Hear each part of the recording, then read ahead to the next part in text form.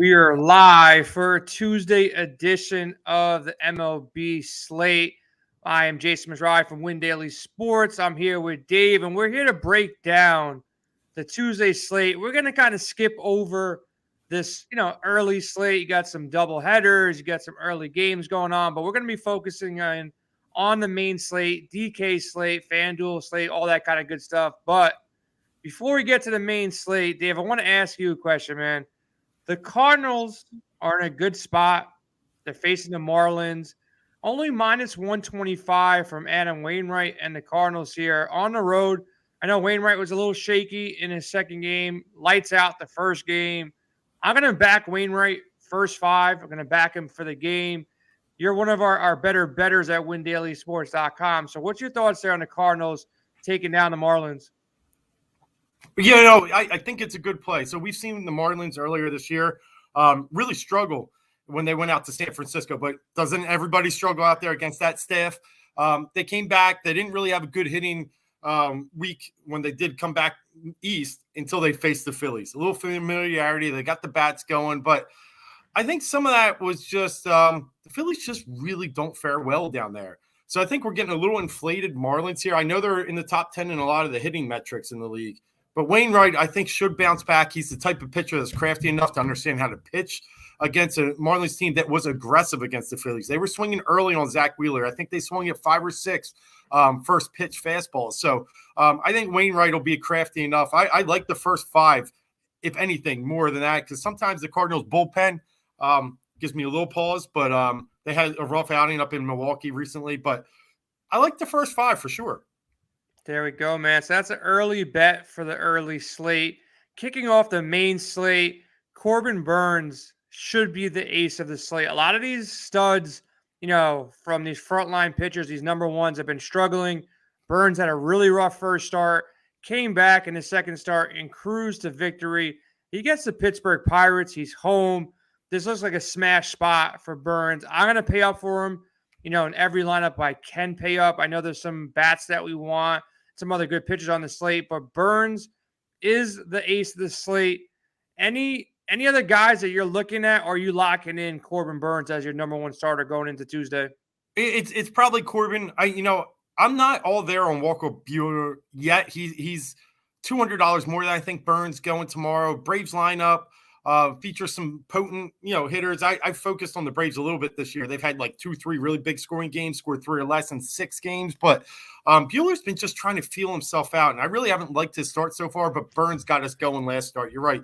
I was on his K-prop in Baltimore. He got there by the 5th inning.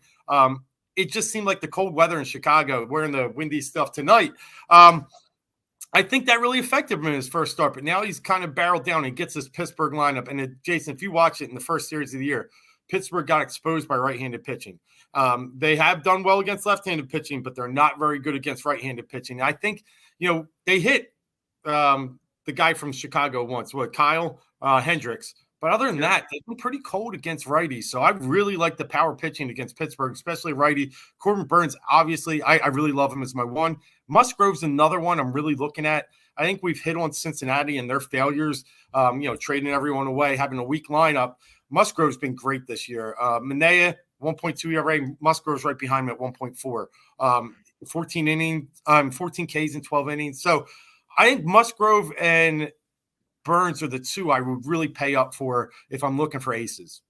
Yeah, I'm with you on that. Musgrove price, $8,600 on DraftKings. Nice little value to pair with Corbin Burns. I'm with you on Buehler. It's not just the Atlanta matchup. It's Dave Roberts, man. I want no part of Dave Roberts. He's not letting his guys go more than 5 or 6 innings. I understand with Kershaw. Kershaw actually wanted to come out of that perfect game. I heard him talking about it on Monday night. So I get it there, but he really pissed me off with the Urias. Last night I had the over 5.5 K prop live on Sirius XM, and he kind of let me down. Cruising 5 Ks for like 3 innings or 4 innings, and they just pulled him for no reason. I don't know if he's hurt or just Dave Roberts doesn't want to pitch his pitchers, but I want to ask you about Valdez and Robbie Ray. They both have pitched all right. Valdez had an impressive start against the Angels. Angels might be without Mike Trout. He did not play on Monday. If Trout doesn't play, I like Valdez a little bit just to come off what could be a chalky Burns, even though I love Burns. I'm going to play a lot of Burns. But what's your thoughts on Valdez and Ray from the left side? Yeah, Valdez is someone that he has been impressive this year, right? With a 1.03 whip, ERA under 1. I like him, but again, a guy that's had 2 starts, 9 innings. So it's the Dave Roberts theory if we're going to go there, because he's pissed me off about Gonsolin too, just letting him only go 4 when he's – so it's a lot of managers out there managing like that. So I'm a little lenient on Valdez at that price tag. He's sitting there, what is he, 98? He's up there on DK. He's 10-2. Robbie Ray is 9-8. Like, I think Burns is the easy plug-and-play. You just go with him. But coming off some ownership, I'm not going to be able to get off of Burns. I'm going to have him in my main lineup, my optimal lineup. But I think if you're playing some GPPs, Valdez could get there. Robbie Ray against Texas could get there. But if you climb all the way down and you're looking for some value, Justin Steele, man, love him. He went out there in 2 starts and did his thing. Going against Tampa Bay in Wrigley Field, probably going to be cold again. I think he's playable at 7,600. What's your thoughts on Chris Archer, man? I'm kind of shocked he's still in the league. He was so hot, to start off, and then the last couple of years have been bouncing around teams. So thoughts on Archer, thoughts on Steele? Yeah, and one quick one on Ray. I'm a little concerned about Ray. Texas slugs lefties. They're second in MLB against lefties in slugging percentage and batting average, batting 308 and 571 slugging percentage. You got to pay 98 for a guy that is going up against a tough matchup. I'm probably a pass. Also, the K rate. Texas is 26th in league in K rate against lefties. So they don't strike out much either. So I don't know how much value you're going to get if Ray's not striking out people. So I'm going to pause up there. But as we go down, I have like Steele this year. Now he was like low 6s. Even in the 5s for his first 2 starts, and now we get him at 76. It's a tough call. You've talked about Tampa. You stacked them last. You liked their stack last night, and rightfully so. I thought it was a good one.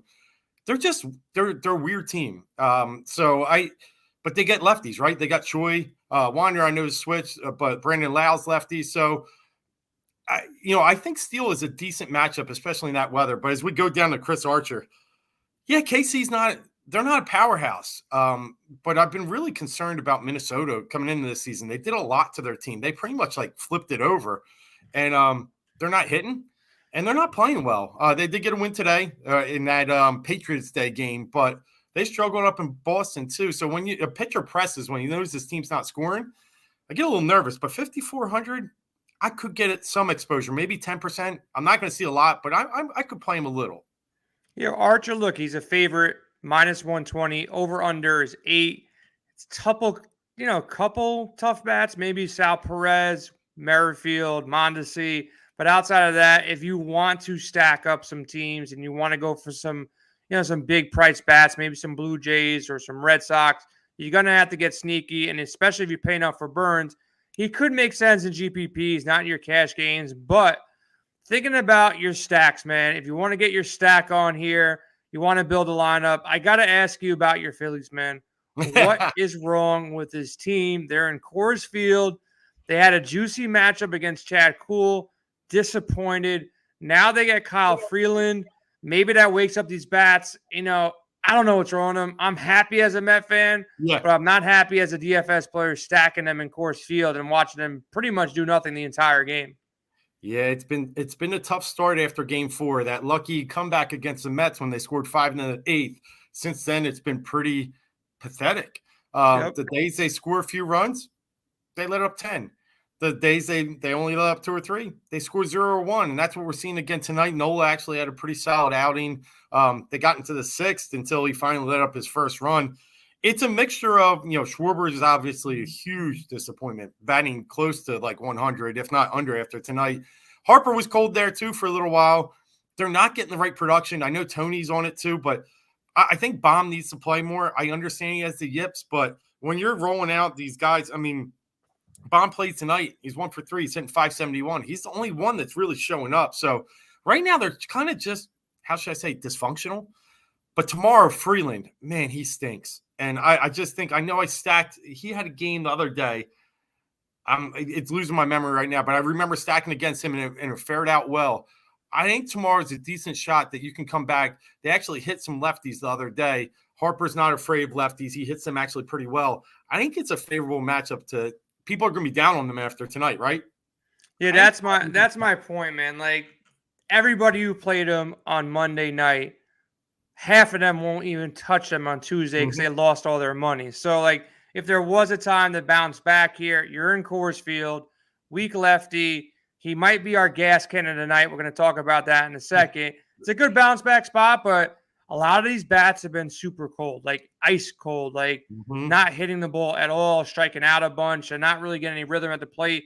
And your boy Girardi keeps, mixing and matching this lineup where even if you're trying to get comfortable, you're kind of worried.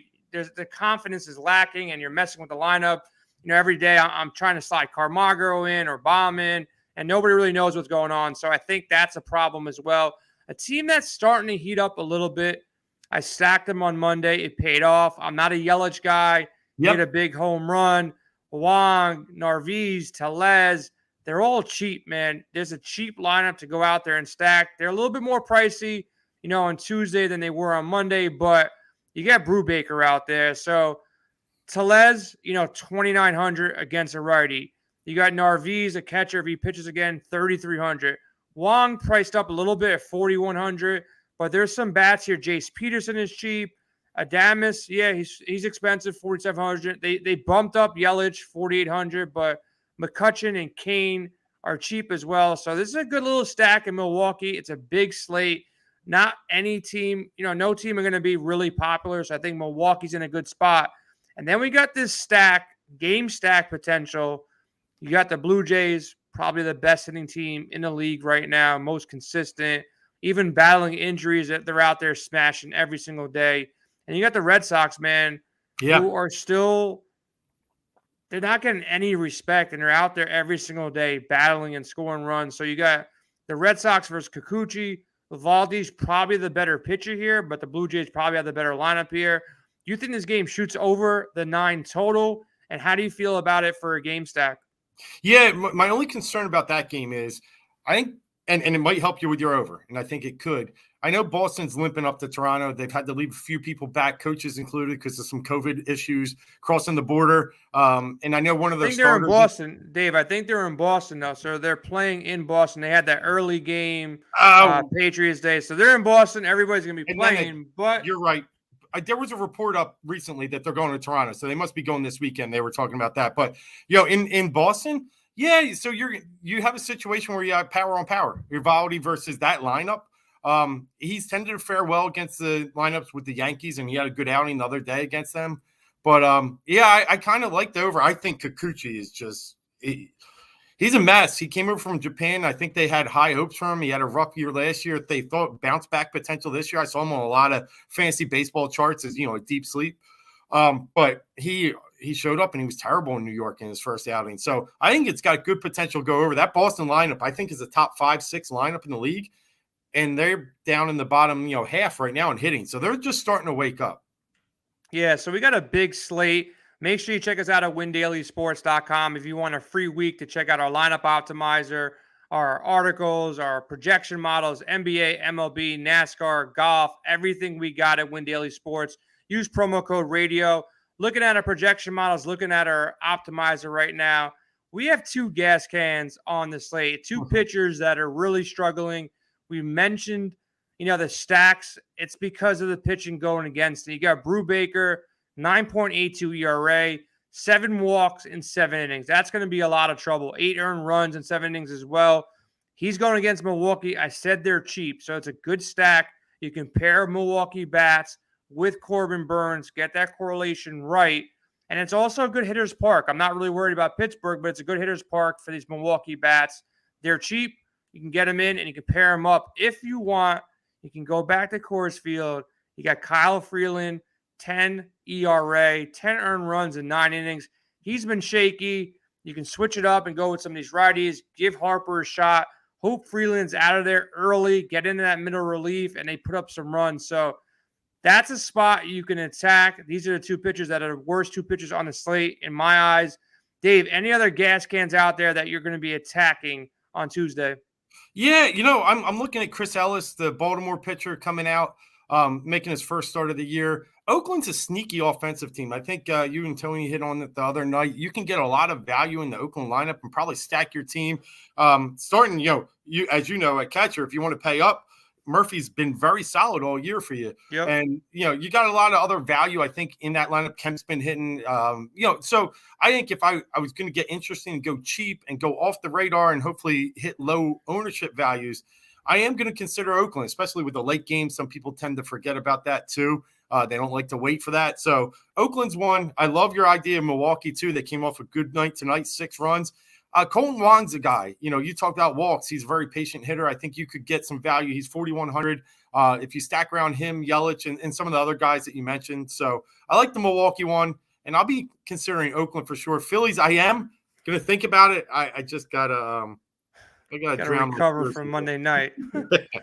At least the 76ers won. They look strong. They got to stay healthy. They kind of beat up on the Raptors. Game was too close at the end, and Embiid, it's just, you don't want these guys logging minutes when they don't have to. So right now, for value, this is Tony's segment. We're going to carry it through here. Outside of Milwaukee, I think San Diego is still cheap. We saw what Machado did. We saw what some of these bats did. Voit has been cold, but he's got a lot of pop. He struck out a couple times on Monday. You got Voit at 3,300 on DraftKings. You got Myers at 3,100. You got Kim at 2,800, and you got Profar at 2,700. You pair those guys with Machado, you got a very affordable stack in San Diego going against a lefty again. That's where you want to go when you're, stacking the Padres. You want them against the lefty. You want that option. Yeah. They got San Martin here. The over-under is surprisingly only 7.5 on the board right now. I wouldn't be shocked if it goes to 8. Padres big favorites with Musgrove. -180, so it might be a repeat performance, kind of like Mania did to the Reds, and Machado got out early with a home run. They put up a couple runs early. They kind of cruised. The value is there in San Diego. A lot of those bats are cheap. Now, Dave, I got to ask you, man, any props you're going to look at? I know not all the props are out on a Monday night, or any bets that you're looking at for Tuesday morning, Tuesday afternoon, Tuesday evening. What are you targeting, or what do you want to look ahead to on Tuesday from a betting perspective? Well, there's a couple. We always like to, kind of look at past history. Also like to look at last 7 games and kind of get a mix of, where hitters are comfortable against. One of the ones I am going to look at for sure, and, I'm going to go down to Washington. I'm going to consider Ketel Marte. He's the best hitter in that Arizona lineup that has been one of the worst lineups so far, but he gets a pitcher in, let me just make sure, Joan Adon, who's just been trash too, right? 10 ERA, 2.22 whip. I think we could get some good value in the prop market. I'm going to try and focus around that. And one of the other areas, Trey Turner bats almost 400 off Max Fried. It's a good lefty-righty matchup. Trey Turner will hit high in the lineup. Going to try and eye up his hit prop, maybe even potentially his bases prop. And then there was one other guy. I mean, you get a lot of tomorrow where you're hitting some homer props. I always like to say that you don't want to bet a ton on a homer prop because it's not going to, it's not going to fall. I like to put probably usually a half unit on it. Robinson Cano has had 4 career homers against Alex Cobb. Am I going to do a homer prop? He's probably going to be near 800-900. Probably not. I got to see if he even plays. But 4 career homers in 28 bats is pretty darn good. So we're going to eye up that, as well as Jose Abreu's hit 3 off Bieber. And he cashed in on Kluber the other day with a +600 home run prop. So those are some areas I will look at tomorrow. Yeah, one thing I want to make sure everybody checks out, make sure you hop in our expert chat. A lot of postponements. It's cold on the East Coast. It was 40 degrees in New York. It's raining right now. The game got rained out. A couple of games got rained out. You want to hop in our expert chat, discuss things. I got a late feel as all these games started, being canceled on Monday. I went in expert chat late in the day and said, you know what? With all these cancellations, I'm pivoting my lineups, and I kind of like Milwaukee late. I'm going to make some Milwaukee lineups that paid off. Hopefully some people, some subscribers in our expert chat, got that information, made some pivots, made it happen. Pitching was really strong on Monday. Not expecting that strong of a pitching slate on Tuesday. So I'm saying you lock up Burns, look back to Philadelphia. If you got the guts to double down on them, they should be in a good spot here. Milwaukee's in a good spot. San Diego's in a good spot. And also throw out a game stack and stack both the lineups in Boston. This could be a back-and-forth game. A lot of offense here. 2 good offenses, Toronto and Boston. So check out that game for a game stack. Hop in our expert chat. Make sure you check out Adam's article, which covers pitching. He's been on fire, and he's also nailing props pretty much every single day. We got a stack article out, And golf's right around the corner, man. Golf will be locking on Thursday. So we have a golf tournament coming up as well. So prepare for the NBA playoffs. I'm going to throw one more nugget out there. Dave, I know you went to the Sixers game on Monday. Sixers are looking good, but I call the upset early for the series on the Timberwolves. I think they got what it takes to take them down. They're playing good basketball. Memphis, slightly overrated. I know they went out there and did their thing the entire season, but I do think the Timberwolves are a good bet at +7, +7.5, depending on where it ends. Do you think this Timberwolves team is for real to get out of this first round? I do, unfortunately. I'm a big Memphis guy. I have some tickets on them to win the West. But what I've realized is this type of game that they play during the regular season doesn't necessarily translate to the postseason. They're based on transition. They like to play this chaotic type of game. And some of these teams that are able to play more of a half-court style can really give them problems. And, it's crazy to think, but they're better sometimes without Ja. And I know Ja's back, and I know that makes no sense. I don't even know how that stat ran out, but it's crazy. It's crazy. So I think the T-Wolves are for real. I really do.